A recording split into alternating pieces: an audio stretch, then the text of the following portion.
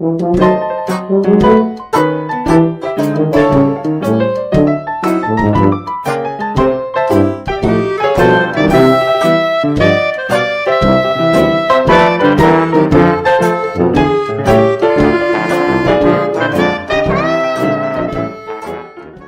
everyone, it's Grandmama. Time for another story from my Hometown Scrapbook by Ben Weatherwax.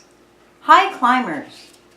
Hello there. We're going to talk about one of Grays Harbor's greatest fraternities of professional men.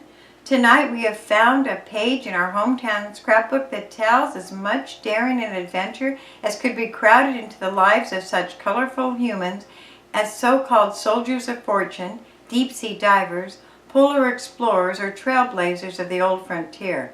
It's a profession that was labeled for men only, and then only for the best of men.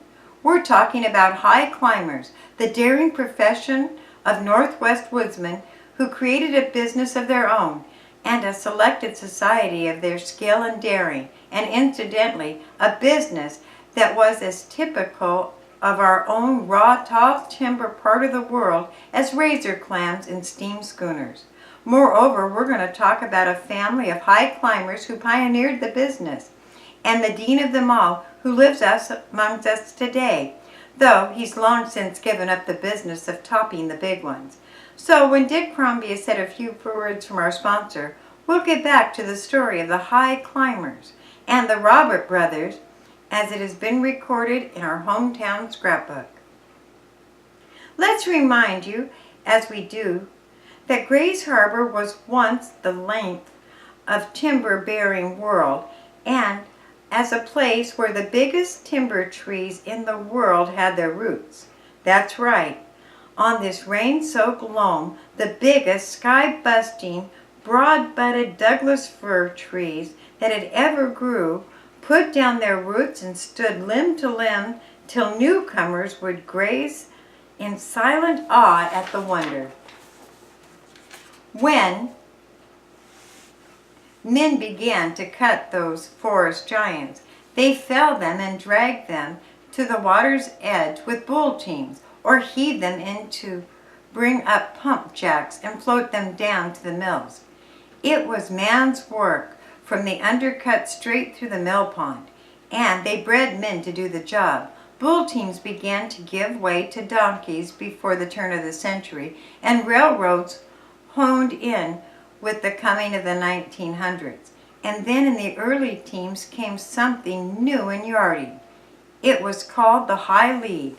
Now slipping that big timber over the ground was no job for an oxen, and the logging folk learned soon that either they had to use a lot of grease or find something that would make the yarding easier.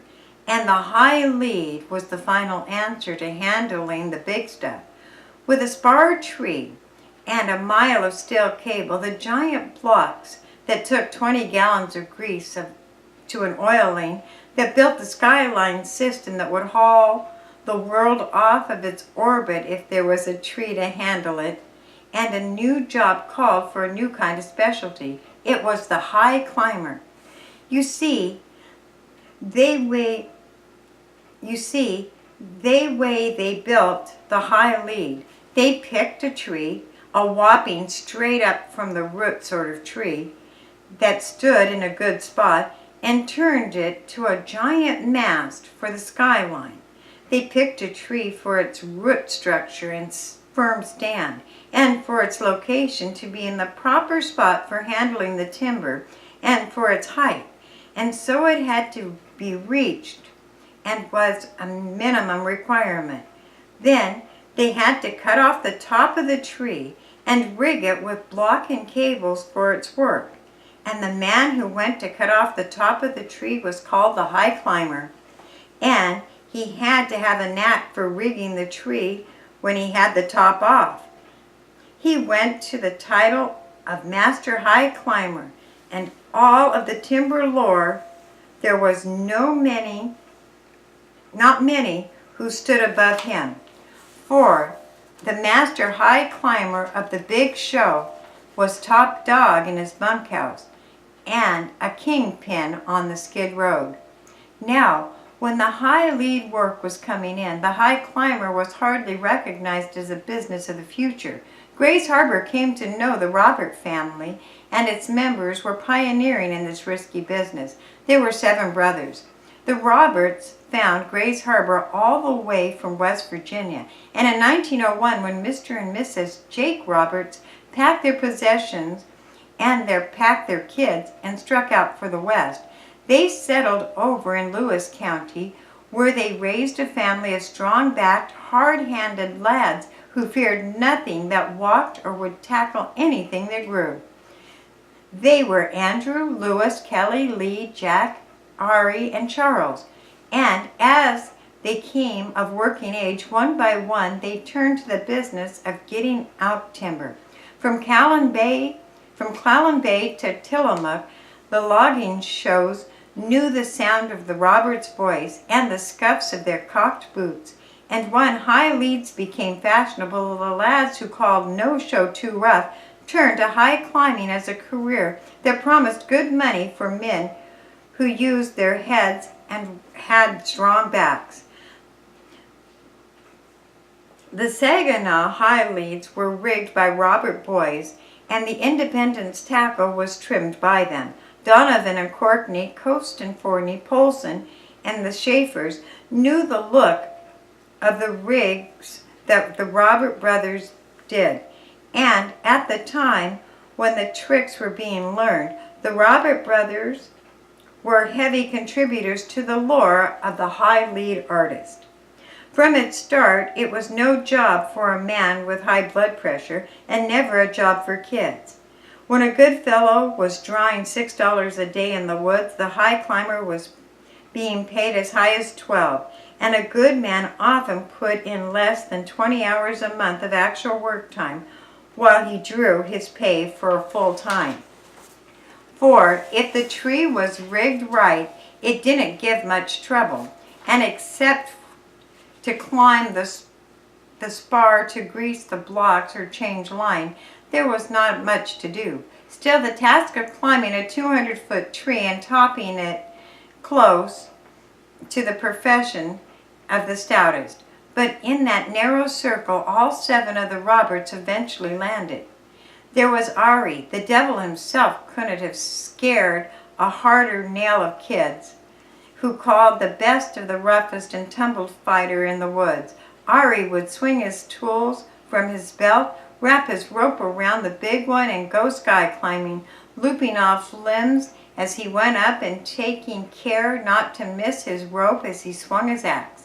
He recalled that his brother Charlie had once cut 2 strands of his 3-strand rope while climbing the tree and had hugged on with his axe and a prayer while they sent up another rope to him.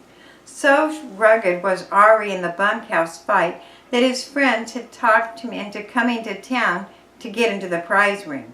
But the Marquis of Queensberry rules had been too much for the 2-fisted timber beast, and he abandoned the square circle for the high climbing adventure. Then there was Lee.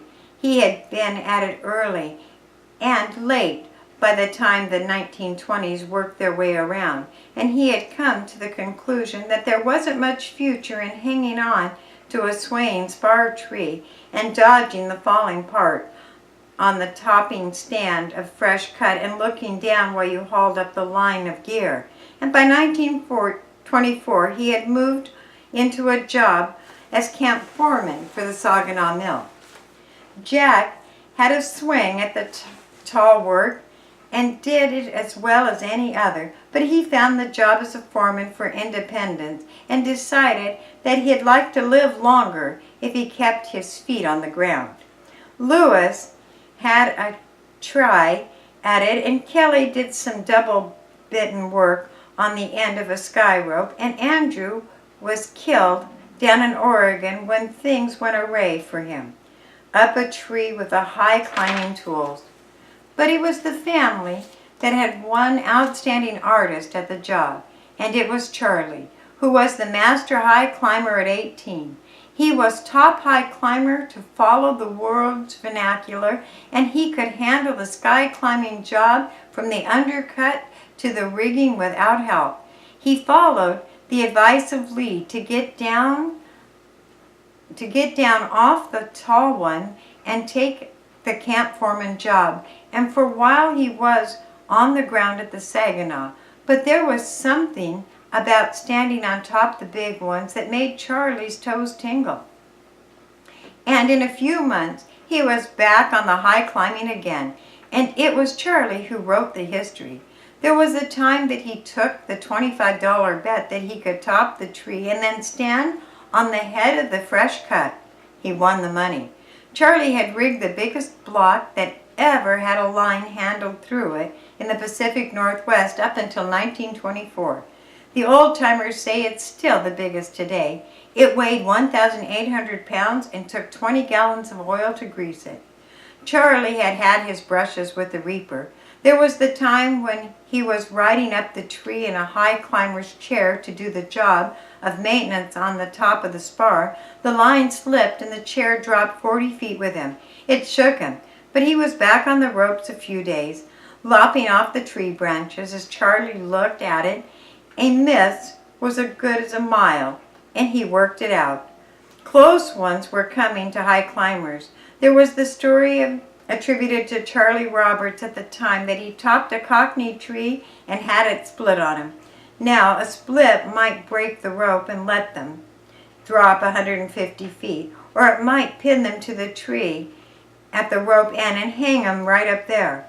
The split was a prime danger to the climber, and every member of the profession had thought out his tactics if they were caught with a split at the top of the spar.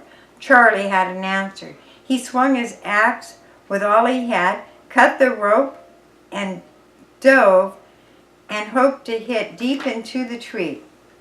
As the rope dropped away, he clung to the axe 150 feet above the log-strewn ground until the tree stopped swaying, then climbing onto the top and lay there until they brought him another rope.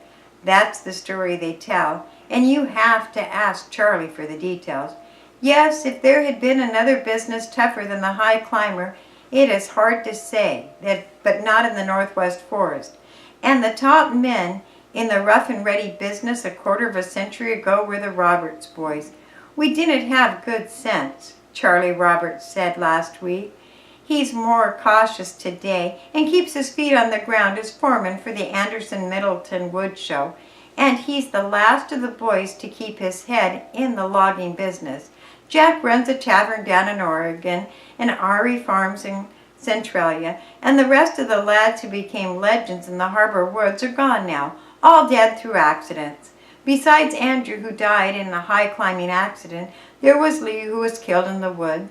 Lewis died in a hunting accident up in British Columbia, and Kelly in a mine accident in Montana. But the stories that they left behind them, when the chances were 10 to 1 that the man standing on a spar tree would turn out to be Roberts, are legends of Gray's Harbor Big Timber days. Now, Dick, a few words from our sponsor. The high climbers at work was the main event of the big wood working back in the teens and 20s. There was one high climber early in the game who did his high climbing from the springboard. He notched the trees at 150 feet above ground, set the springboard, and climbed onto it to make his cut for the topping. He died young. Once, when a group of Wisconsin lumbermen were out here on tour, they arrived at Schaefer's Wenatchee camp to find a high climber at work. They watched in awe as he topped the tree and cheered when he came down. Then they passed the hat through the delegation to give him a pocket full of greenbacks for his exhibition. High climbing still has its place in the big tree logging, but the fraternity is small and the techniques are polished. But the stories of the men who went aloft to make the cuts and rig the spar in those days of the profession's newness are among the greatest stories of our forest lore and have such a place in our hometown scrapbook tonight. Thanks for listening.